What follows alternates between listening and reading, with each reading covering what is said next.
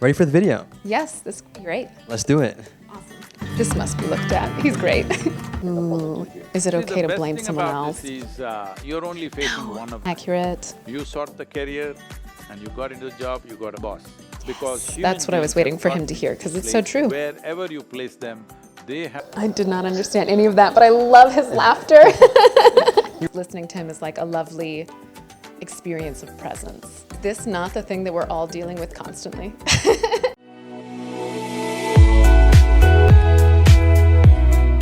Conscious practice.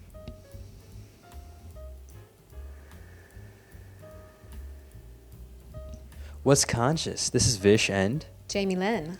And today we'll be responding to Sadhguru's video on how to handle difficult relationships. My name is Vish. I'm an aspiring yogi, love all things meditation, yoga, and wisdom based. And I'm super grateful to have Jami Lynn Beulah on the show. Want to introduce yourself? So I'm a therapist in the Austin area. I work primarily with trauma recovery, but then underneath that umbrella, I work with couples and sexuality. Well, I think this will be a perfect video then with your background on how to handle difficult relationships. Would love to hear though, do you have any quick thoughts on that topic or question by itself before we start? Is this not the thing that we're all dealing with constantly? That's a great question. All the time. Not only the difficult relationship in here, but all the difficult relationships out there too. I loved how you mentioned it's not just a relationship with someone else, but even yourself. Right. So that was amazing. We'd love to hear what you all think about this question. How do you handle difficult relationships? Let us know what your thoughts are before the video in the comments down below. And with that, Let's get started. If you're in the job, you'll suffer. You'll get fired, you suffer. If you're married, you will suffer. If you're not married, you suffer. What is the problem? These are things that you aspired for. When things that you aspire for happen, then you suffer. This must be looked at. This must be looked at. He's great. While we deal with difficult relationships where one cannot avoid the other person, be it the boss or your wife, more often than not, I feel out of control and the whole environment seems to be conniving against me. Can I deal with the situation on my own? Is it okay to blame somebody else? What do you suggest is the way to get back to life in a positive way? Is it See, okay the to best blame thing someone about this is, you're only facing one of them, either boss or the wife, never two of them together. So, you can oscillate, you know. As a military man, you can escape the wife for some time and you can escape the boss for some time, unlike other jobs where every day they have to face. I'm sorry, I'm just joking like this. Anyway, see, you can neither live without your wife nor your boss. Both are important in your life. Accurate. You sought the career and you got into the job, you got a boss. You sought a relationship, you got into marriage and you got a wife. Compassionate, so good. So these are things that you aspired for. When things that you aspire for happen, then you suffer. This must be looked at. This is not about the wife, this is not about the boss. This is something to do with yourself, because human beings have gotten into this place, wherever you place them, they have found a way to suffer. This happened. One day, Shankaran Pillai had a mega fight with his wife. Then in a fit of fury, he left the home and walked away in the evening. He loitered here and there just outside the town, he was moving around not knowing where to go, what to do. Going back home immediately was not palatable. Then he saw a sadhu, a sannyasi was settling down beneath the tree for the evening or the night. He looked at him and he seemed to be very well organized and absolutely no issues. Under the tree, he seems to be perfectly fine. Then he went to him and said, "Sadhu Maharaj, बीवी बहुत परेशान दे रहा है, कुछ सुलभ उपाय है तो बोलो." The sadhu glared at him like this, "बेवकूफ, सुलभ उपाय है तो मैं क्यों साधु बन के यहाँ बैठ रहा हूँ?" I did not understand any of that, but I love his laughter. he was talking a bit about this guy who had a wife and he was asking the guy for advice. That's all I honestly see, we say this. I love the left too. Like life is like juggling a ball. If you're alone, just one ball, easy to do. You become two balls, little more difficult, Oh more my needs God, that's more brilliant. attention. Then you became four, you have 4 balls to juggle. Then you have an Indian army on you, you have 10,000 balls to juggle, or do you? So, how many balls can you juggle joyfully? That's how many you should pick up. If you aspire or enhance your activity without enhancing yourself, activity will cause misery. So people, one top executive in the country of an international company, a global CEO, came to me some time ago and in a deep state of distress and said, Sadhguru, I can't take this, they're putting so much stress on me. I looked at him and said, okay then, may you be fired. He said, no, Sadhguru, what are you saying? I said, hey, you're suffering your job so much. I'm sure there are many people who are aspiring for your job. If you get fired, you can walk the beach happily. No, Sadhguru, don't do that to me. So if you're in the job, you'll suffer. You'll get fired if you suffer. If you're married, you will suffer. If you're if you're not married, you suffer. What is the problem? The problem is this one. Not with the wife, not with the boss, not with the world. Whatever they may be, I'm not trying to defend them. They may be anything.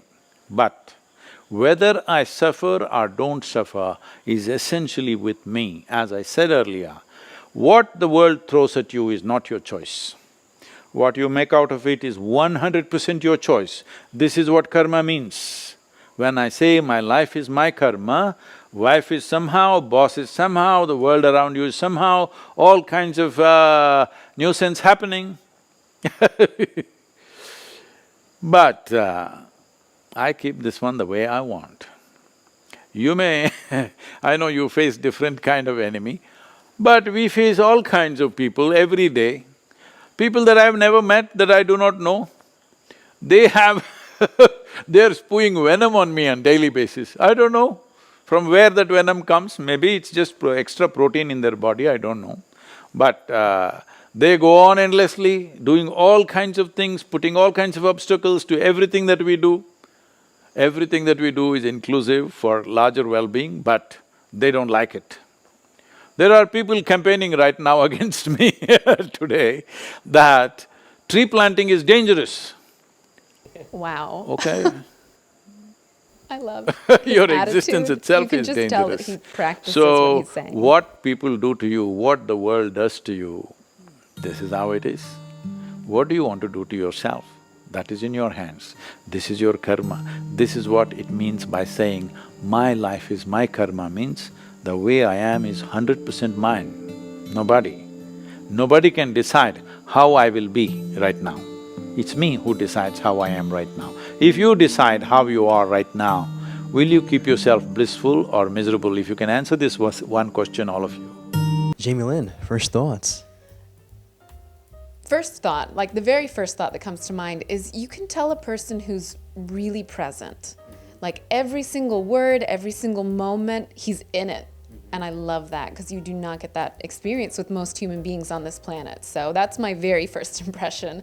Just listening to him is like a lovely experience of presence. Absolutely. I love what you said earlier too throughout the video, which was how he truly embodies practicing, what he kind of preaches. Want to tell us more about why you felt that? I can feel it from two things. Like partly his sense of safety on the inside is clear. Like I work with lots of people who are moving through the world, myself included in many moments. Like I am still practicing daily to get to a place where my nervous system is more calm and safe in this world. But I meet so many people where there's a lack of safety on the inside, and you can tell because there isn't the same kind of creativity and openness and just like Freeness. Yeah, freedom to them. Yeah.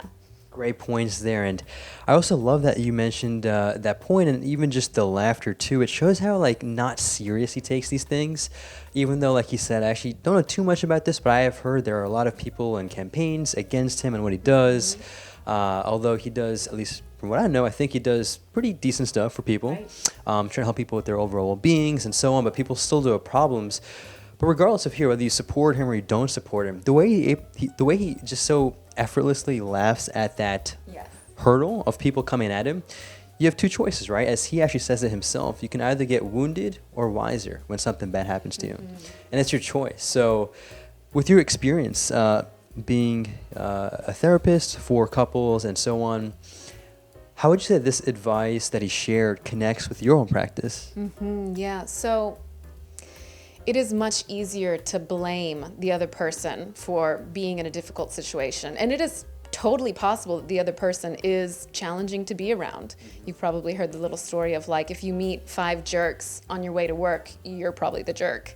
Like, there are some people in this world who are challenging to be with. And at the same time, how we respond to them has an effect on what happens inside of us. It's not their being difficult that causes us pain. It is my response to their difficult nature that causes me pain. Because I can just let it go. Like, that is your stuff. You keep it. That's not mine. Keep it out there. That is actually well said. I have 2 examples to share that connect with that. The first is actually what Sadhguru himself talks about, which is that when anger arises within you, usually as a reaction, or in this case, unconscious reaction to the outside or external, whether it's someone else, you're actually harming yourself. And there's actual, I think, scientific evidence that proves it in the sense that your blood changes and your overall blood pressure changes and so on. So you're literally quite harming yourself. And is that really serving you any good? No. So that's the first one. The second one has to do with, it has to do, I think, could be wrong with who's exactly said this. I think the Buddha. Basically, the analogy goes like, if someone offers you a gift, and so you know that one. You want to finish it? Yeah, sure. So I actually heard this out of Vipassana meditation. They tell this story as part of the 10-day practice. But the Buddha, he talks about back in that time, it was customary to bring a gift to somebody. And if somebody brings you a gift and you don't want it, what you say is like, no, I don't want that. I don't accept it. And so in the story, this man came to the Buddha and he was so furious because the Buddha's teaching something other than what was common in that area, Hinduism. And he's like screaming at him and yelling at him and telling him all these terrible things. And the Buddha just stays calm the whole way through. And the man eventually calms down and is like, why aren't you getting upset? I'm so mad at you. I'm calling you all these terrible names. And the Buddha says, like, this is just the gift you bring and I'm not accepting it. You keep it. Exactly. And basically going off of that point, which was a great story, the same thing applies to your anger responses or your unconscious reactions. When you do give it to someone, it's actually left to you, whether you want to accept it or not. Right. Or in this case, agree with it or not. Because I think acceptance is something I've truly learned is something we should always do. Just because you accept something doesn't mean that you have to agree with something. Right. But the point is, when you don't agree with it, or let's just say, just for the lack of other words, accept it, it basically is left with the other person. And so I think that is the principle and the moral of the story. Right. And I want to really just thank you so much, Jami Lynn, for being here, sharing this beautiful perspective of yours from the therapy background that you have. I think, again, it's super relevant because relationships are quite significant as it is relating to this topic and your background. And any last closing thoughts? I would say relationship is everything. I mean, all of us are connected. All we're doing all the time is being in relationship. And it does start in here. Like, in the end, this is the relationship to nurture, but constantly being with ourselves and each other. Perfect ribbon on top. And don't forget to check out Jami Lynn. If you want to share more about yourself, what you do, take it away. Yeah, so you can find me at Practice Intimacy here on YouTube. I have videos about love, sex, relationships, and then Instagram, again, it's Practice Intimacy, and you can find me online at jamilynnbeulah.com. Awesome. All of our stuff will be down below.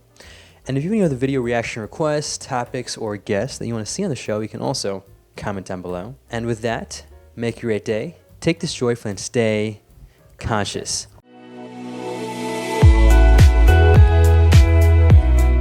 Awesome job. You did great. Thank you. Perfect.